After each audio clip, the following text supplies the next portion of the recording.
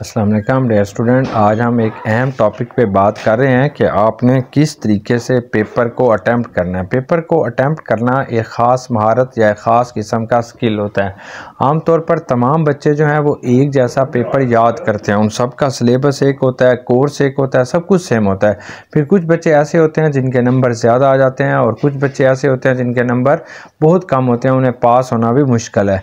Skill क्या है कि हमेशा पेपर लिखते हुए आपने पॉइंटर यानी बॉल पेन का पॉइंटर का इस्तेमाल कीजिए, आपने मार्कर का इस्तेमाल करना है। 605 मार्कर से आपने जो है वो हाशिए लगाने हैं, उसकी लाइनें लगानी है, लेकिन 604 मार्कर से आपने हमेशा उसकी हेडिंग्स देनी है।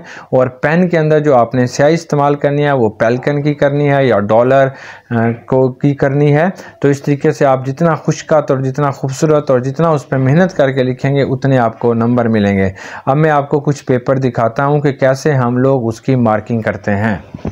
मैं आपको बताता हूं कि हम लोग मार्किंग कैसे करते हैं। मार्किंग करना भी एक बहुत बड़ा फ़न होता है और बच्चे जो हैं वो इसको किस तरीके से करते हैं। चल बंद कर। ये ना बहुत सारे बच्चों के पेपर हैं, मैं आपको दिखाता हूं किस तरीके से एग्ज़ामिनर जो है वो समझ आता है कि इस बच्चे ने कैसे अच्छा लिखा है, किसने अच्छा नहीं लिखा। ऐसा स्टूडेंट जिसको पेपर नहीं आ रहा होता है वो हमेशा खच करता है। जैसे ये देखें, इस स्टूडेंट ने लिखा ही नहीं है कि ये क्वेश्चन नंबर कौन सा है, कैसे शुरू होगा, बस 7 लिख के ब्रैकेट के अंदर ख़त्म।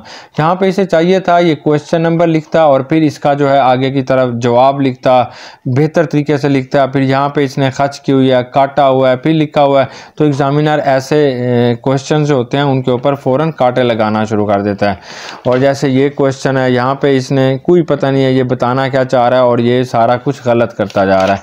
तो ऐसी तादाद ज़्यादा होती है जो स्टूडेंट जो है वो प्रॉपर नहीं समझते हमें किस बात का जवाब देना है, हमने लिखना क्या था और हम लिख क्या रहे हैं, इस बात को बिल्कुल भी नहीं समझते, बस उल्टा सीधा अपना जवाब लिख देते हैं। तो ऐसा आपने बिल्कुल नहीं लिखना। अगर हैंड राइटिंग आपकी ख़राब है फिर भी आप उसे कोशिश करें कि पेपर को बहुत खूबसूरत और बना के लिखें। जैसे ये है, बिल्कुल भी उल्टा सीधा लिखा जा रहा है, कोई चीज़ भी नहीं है, कहीं पे काटा जा रहा है, कहीं पे लिखा जा रहा है, ऐसे नहीं होते।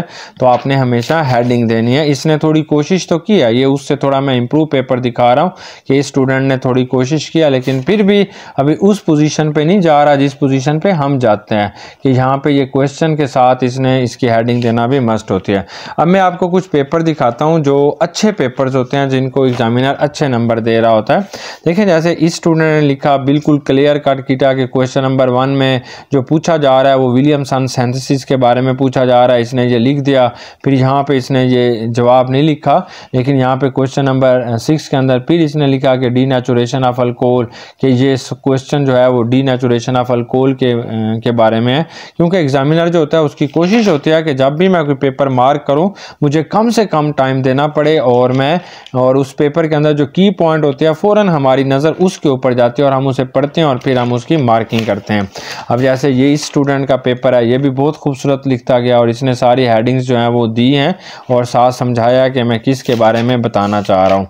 तो ये वाला, तो अगर आपके पास एक पेपर की प्रेजेंटेशन अच्छी होती है, एक खूबसूरत तरीके से इस पेपर को लिखा जाता है, तो एग्ज़ामिनर जो है वो आपको पूरे नंबर देता है और समझता है कि इस स्टूडेंट को इसके बारे में अच्छा मवाद है इसके पास और इसने सही लिखा है।